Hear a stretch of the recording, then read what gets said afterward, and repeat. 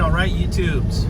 Got a call for it's kind of an event trailer they put kegs in. So there are these trailers that were outfitted with refrigeration units where they could put the kegs in and then they could serve the cups of beer at the events.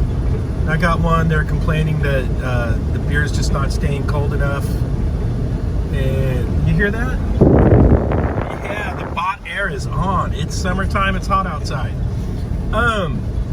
So they're just not able to get the kegs cold enough. And I was doing some research on kegs. They want kegs to be kept in their chilled environment for a minimum of 24 hours before serving. Ideal temp for the actual liquid temperature is 38 degrees, not the air temp.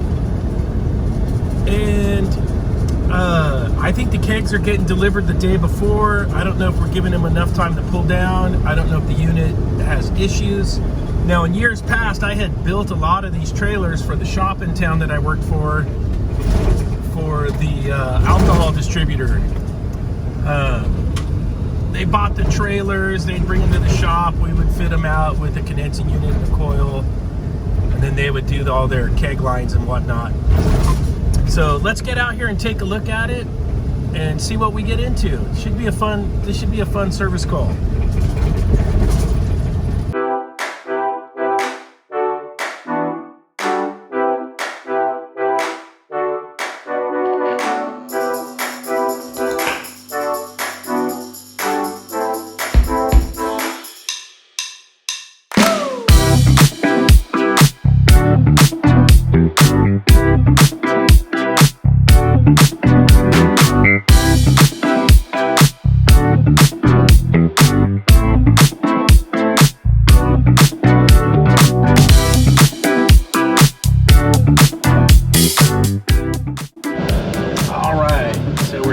Parking lot. I saw the trailer. It's parked over here. I'm gonna go park in front of the trailer where we're gonna be working. And it should be plugged in. I think they said it's gonna be plugged in also.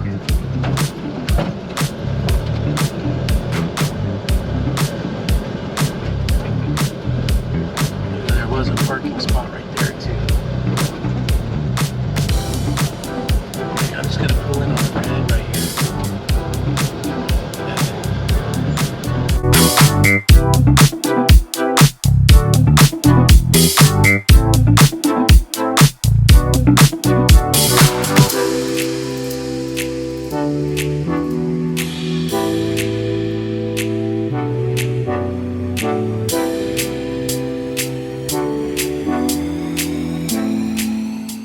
All right, here's the trailer.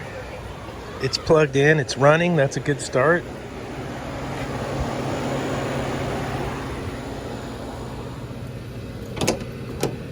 Locked. Let's see, what do we got? Froggy Day, IPA, Red Seal Ale, Pacific Magic, Scrimshire.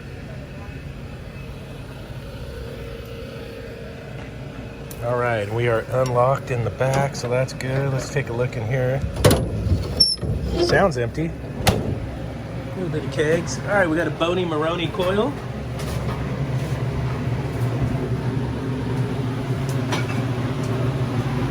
Let's see what we got for temp control. We got a bunch of air gappage. See that? A little bit of insulation. And we got mechanical thermostat.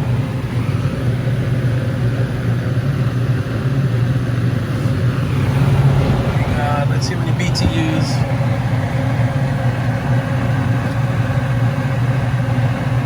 65. And we got a 3/8 liquid line that's feeling a little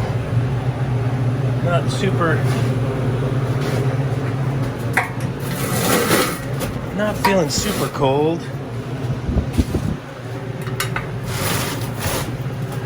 I'm gonna get some stuff out here so I can get into this. We can check when we run some checks.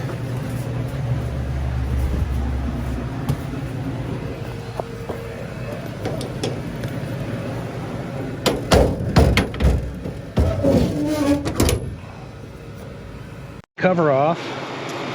I want to get gauged up on this thing, and sight glass looks clear, but let's get gauged up and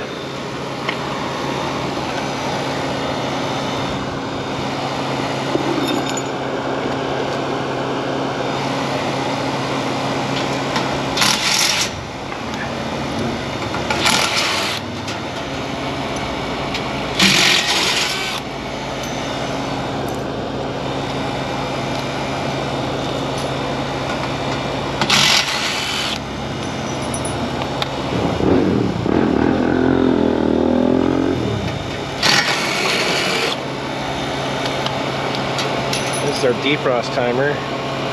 Crank, crank. Okay. Liking that.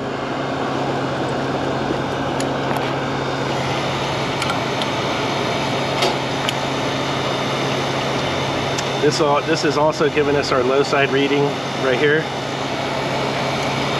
But I'm going to go ahead and get the gauges on it and just check a few things. Really nice insulating job right here. Good install. I didn't install this one, but it's a good install on this one. I like it. Like it a lot. All right, 404. Everything's labeled good. That's nice.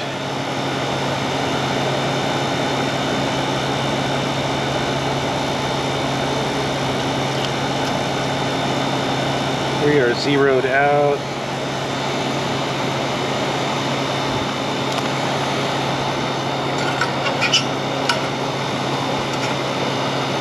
Smells like it better when it was hanging up there, yeah. Everyone's closed.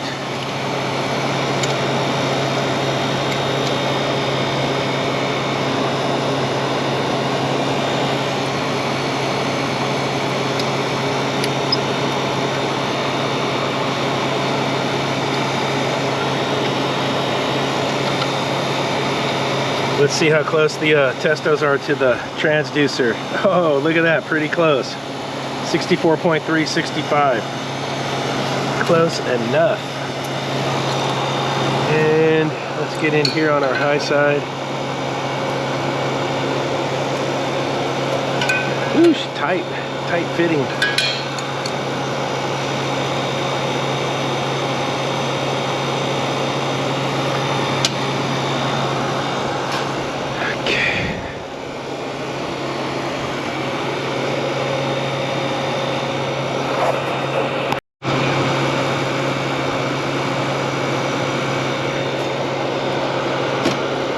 Whew, got it. Had to give her the old brake free. See?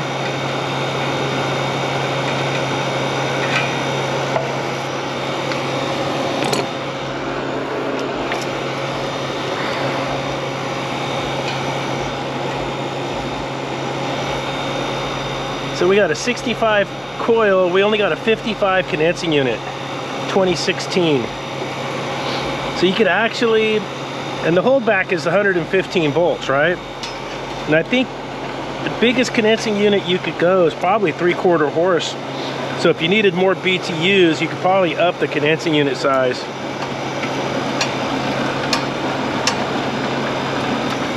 That's what I'm thinking.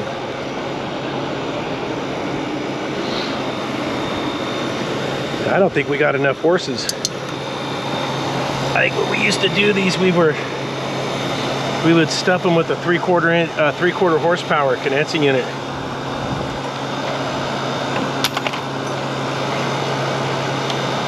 So they're a 26 evaporator, 104 condensing, which looks fine, but is it enough to pull this box down? So that would be the next move. You know, let's see if it'll pump down from the thermostat next. I want to try that. All right, look at the thermostat cranked up, and it pumped down and cut off at 5. So let's see.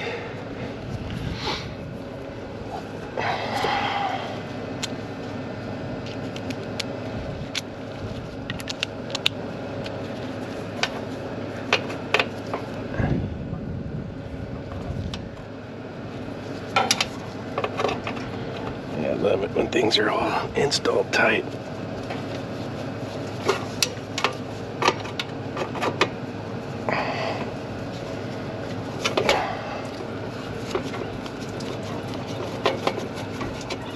Much condensation coming out, yep, out of that coil. Big time.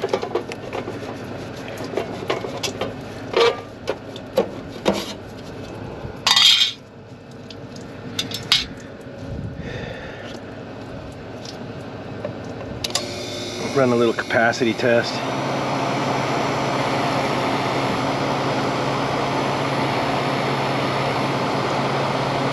Yeah, she'll get way down there. And we'll see if there's any bleed by. Taking her way down. I'm like minus 13. Minus 7 on the transducer. And we'll see how fast this creeps back up. And this one's holding. So what I'm checking there is I wanted to just check my compressor valves. And if this was to shoot right back up, you know they're bleeding by, so that looks pretty good.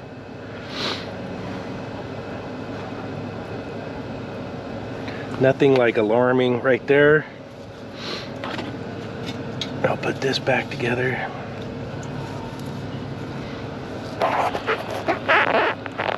Need to turn this thing back on. We're gonna hook some probes up. I'm gonna go for a box temp. We'll go for H.V.A.C superheat, and I got the suction clamp on. We can get a compressor superheat reading. And we'll get all this hooked up inside. And we'll set this thermostat.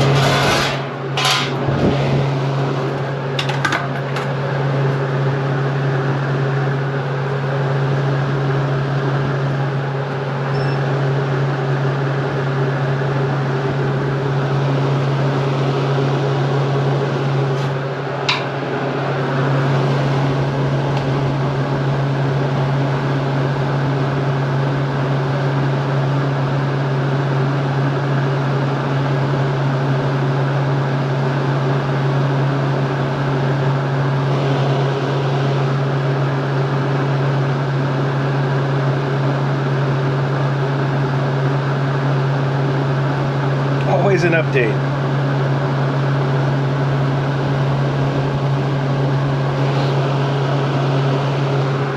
Ooh, rubber dooski. Wanting to be a little rubber dooski right there.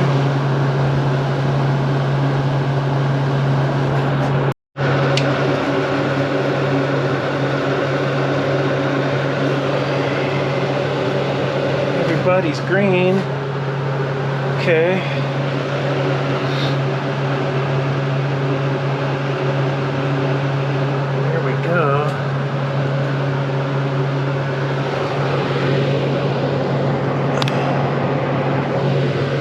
Camera action.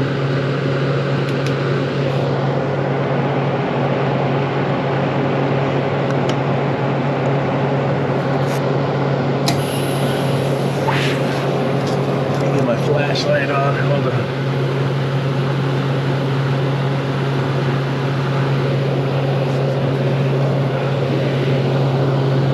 I can tell what number it's on. My eyes don't focus anymore. No idea what number that's at. It's almost there.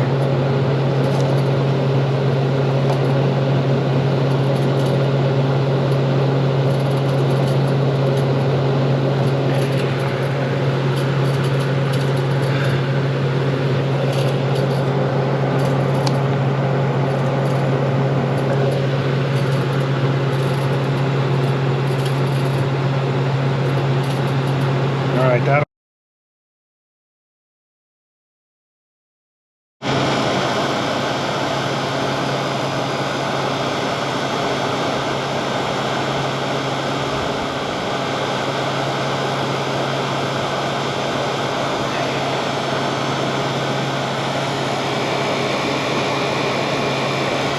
right, here we go. We're taking a quick look here. I just got this thing fired up.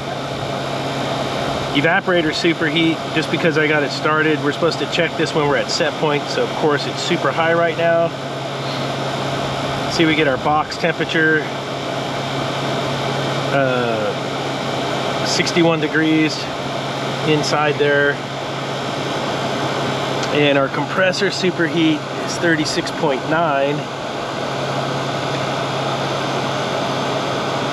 27 degree evaporator, 106 condensing. Now I'm going to go ahead and wash this coil out and get things, help it catch up a little bit, and then see if we can get some better readings.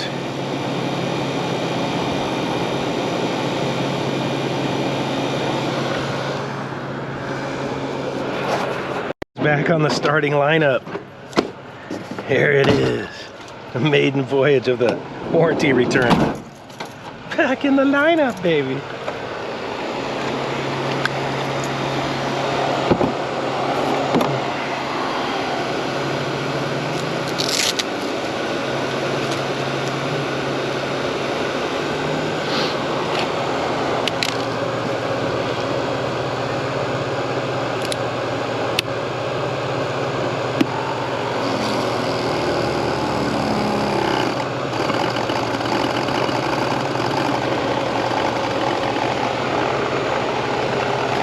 Pump her up.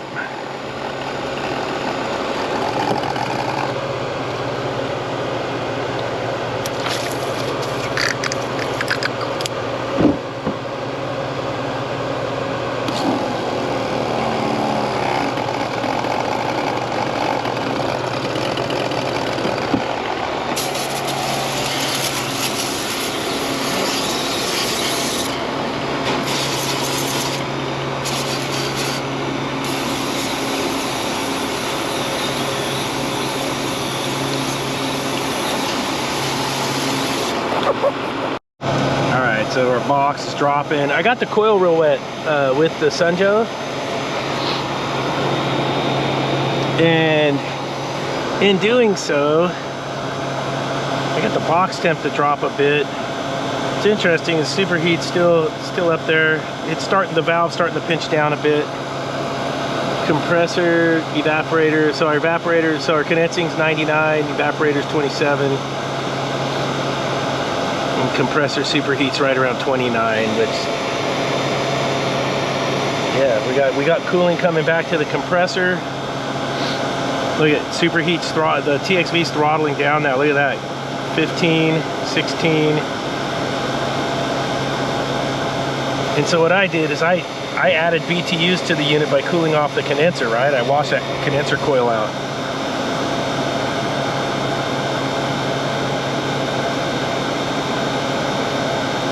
And with a box that's 55 degrees, a 30 degree evaporator is about right. Let's see how our condensing, yeah, our condensing's coming back up because the coil's drying out.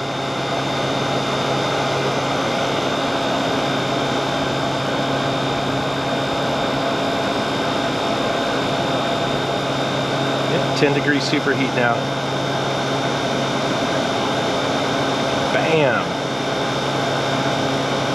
And then that's going to climb back up probably as that coil gets hot again.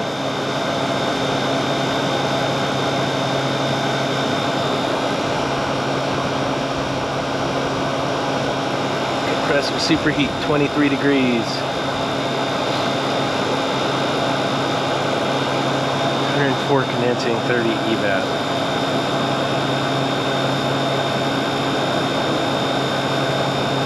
Now we're down to 54.5 degrees.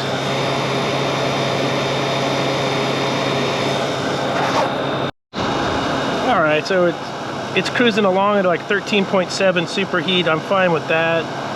The box temp is still 51 degrees, 27 degree evaporator, 107 condensing. So with 115 volts, you're limited. There's only one condensing unit that's bigger in BTUs than the one that's on here. And it's only 1,000 BTUs more. So this one will give you 6,000. The next size up will give you 7,000 BTUs. That's it.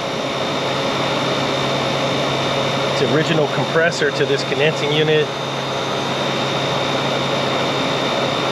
And it probably does fine when we have our usual lower ambient temperatures. It probably struggles when it's hot outside.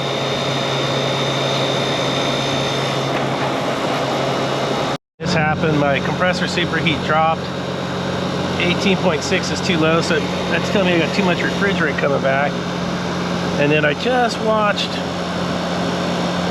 the evaporator superheat come way down to like 1 or 2 degrees superheat. Now it's creeping back up. Very interesting. I'm still barely at 50 degrees.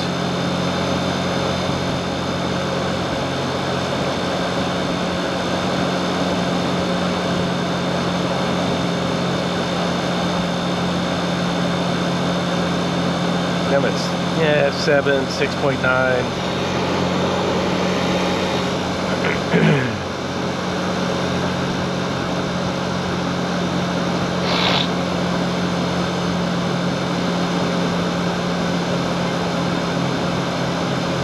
Did its dive and went to no superheat. It climbed back up into the 8s. My compressor superheats at 20. See, that would be, you could live with that if it stayed right there. Just fine.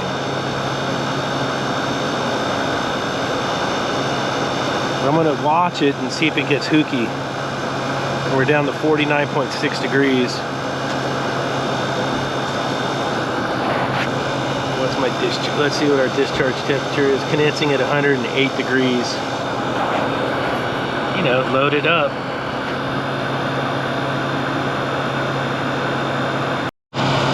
Superheat again. Dropping out. There it goes. I'd honestly say this THV's hunting. Look at it. There it goes.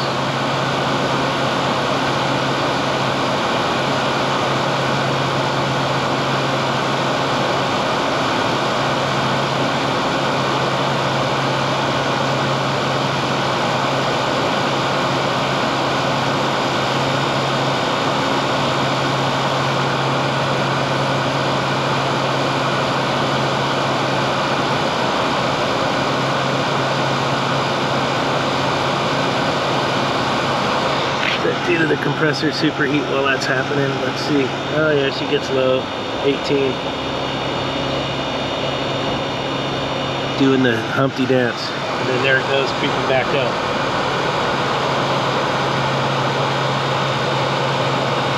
Oops.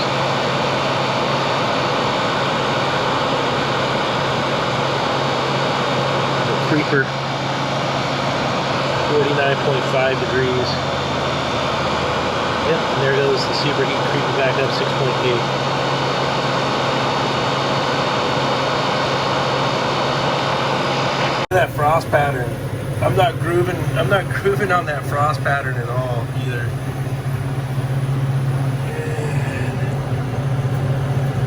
And is the bulb, yeah, the bulb's tight.